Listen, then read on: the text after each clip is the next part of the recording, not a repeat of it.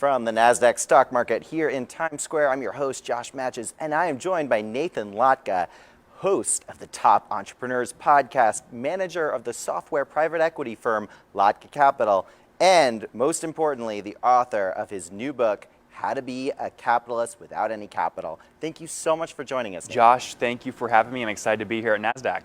So I just spent the last couple of days reading your incredible book.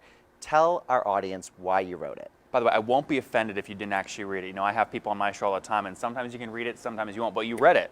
I read it, cover to cover. It was worth reading. That's awesome. I'm glad to hear that. You know, the publishers, they liked a lot of stuff, but they didn't like other parts of it because there are so many screenshots. It's very real time, and it really won't be relevant, I think, you know, a year, 2 years from now. So there's stories in here like my tax returns on page 6, which my lawyers didn't like very much. There are $6.5 million acquisition offers on page 243 from when I was in my dorm room. So I had a lot of fun writing it. Throughout the book, you have so many emails and different captures of actual conversations you've had with customers and partners. Did you have to get approval for every one that you put in there? I'm the kind of guy, you kind of just do it. And then if you hear from their lawyers this week, because it's doing very well, so a lot of people are seeing it, but if you hear from the lawyers, you figure out what to do then. Maybe we open up every book and we just rip out the thing and then you keep going. But no, I mean, there's a lot of stuff. I mean, my most concerning one, I mean, we put like a lot of board deck stuff in there, which you've seen. So I just think when you write a business book, and you know this, there's a lot of people that write theory. I'm the opposite. Like, I don't really have any school. In fact, I didn't do so hot in English in high school, so it's funny I'm writing a book, but the book is way, way, way more practical than it is theory. Yeah, there's a lot of mumbo-jumbo business books out there, and This is not that. This is practical knowledge. What do you think is perhaps the most important lesson someone can take away from your book? I think a lot of people believe that in order to launch a company or, you know, get some side hustle going on, you have to have money and original idea.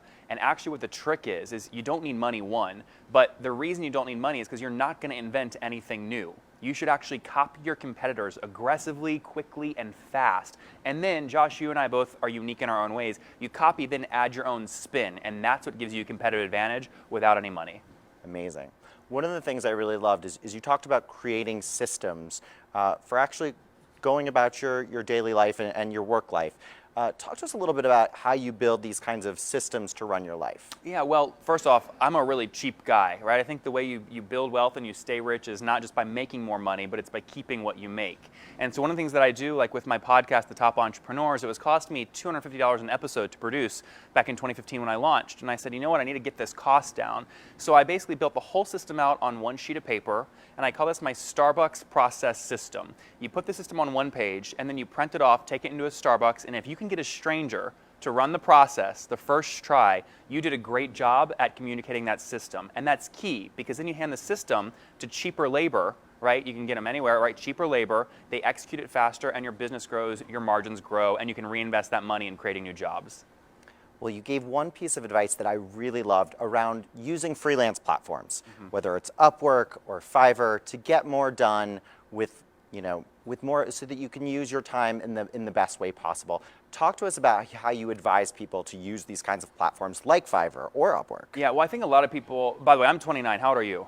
35. Okay, 35, 29, we're like hip, cool age still. I think we can still call that hip and cool, right? And the problem is a lot of people our age, they just, it's kind of like, you have to have passion and hustle to build a big business. And a lot of people our age, it's called like passion plus like Netflix for 3 hours a night, right? They don't have like this ambition to hustle. And so a great way to get started, if you're not sure where to start, is to put up and do a $5, $20, $30 job on Fiverr or Upwork. Just sort by most competitive jobs to least competitive. And these are actual tasks, not jobs. And the trick is, once you do a few of these, the people that are paying you to do them might actually bring you on to do more of that work. And before you know it, it's a $2,000, $3,000, $4,000 a month side project. Amazing. So you've interviewed so many CEOs on your podcast. Is there one CEO who's given you maybe a life lesson that really helped you and maybe even helped you write the book? Well, this is tricky. I mean, we've interviewed about 2,500 CEOs for the podcast, and you know, a lot of the people that come on in terms of what they give me for life advice are just things like they move too slow early on, or they, you know, a lot of people who have built wealth will tell you they usually get rich by selling too early. and they don't hold out. And so like I made a massive mistake. You know, we put this in the book on page 243. There was a $6.5 million acquisition offer for my contact that we walked away from when I was 21.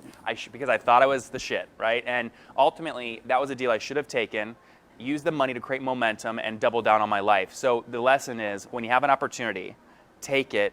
Use that momentum to go into your next thing, because momentum is king, especially for young guys and girls like ourselves. Well, I mean, that's a great narrative, and it's so important for I think, young people to understand that you don't always have to stick with your business. You can choose to sell it at the right time for the right price. Yes, you can. So with all the information that you get from CEOs, you have this incredible website that you now make quite a bit of profit. How do you get CEOs to kind of give you some of their core metrics? I know, Josh, I wonder the same thing. I mean, it's like they come on my show, it's every morning, the Top Entrepreneurs podcast, and I go, Josh, how much money did you make last month? What's your equity split? What's your valuation? And these are people going, I thought this was going to be a fluffy, duffy, what's your biggest failure kind of interview, and it's not. And so I tell people, I joke, but it's not really a joke. I think I'm the most sued podcaster, because boards hear their CEOs on my show give up all their data, and they go, Nathan, cease and desist, take it down. And I go, no, your CEO loved me. They shared all the data with me. So they come on because the show gets exposure, right? And so it's integrated across many different online platforms like entrepreneur.com. We've passed 10 million downloads. And so they get new customers from it. And frankly, when they come on the show, all the big VCs watch, all the big private equity firms watch. Yeah. So they come on. Then the VCs and private equity guys reach out, and they get more term sheets. And when you have more options like that, the CEOs get leverage. So they give me their data, I give them leverage. Such an incredible business model. It really, is. really impressive. So you asked for tough questions. I've got one for you. Okay, hit me. Ryan Holiday is one of our dear friends at Nasdaq. Yes. He's brought in 2 books. In your book, you say that you want to sell more copies of your book than he has for his first book. Do you think you've beaten that today? Well, it's so funny. You've done your research, number one. People hit me on this. They go, Nathan, you should never want to write a book to just beat somebody else. But ultimately, I see life like a lot of interesting board games. And book publishing is one of those interesting board games to play and learn. It's about how can you package a message and sell. And Ryan is a champion. I don't know anyone over the past decade that has written as many high-quality books and sold as many copies as he has. So all I can tell you, we're only day 2 into the book launch.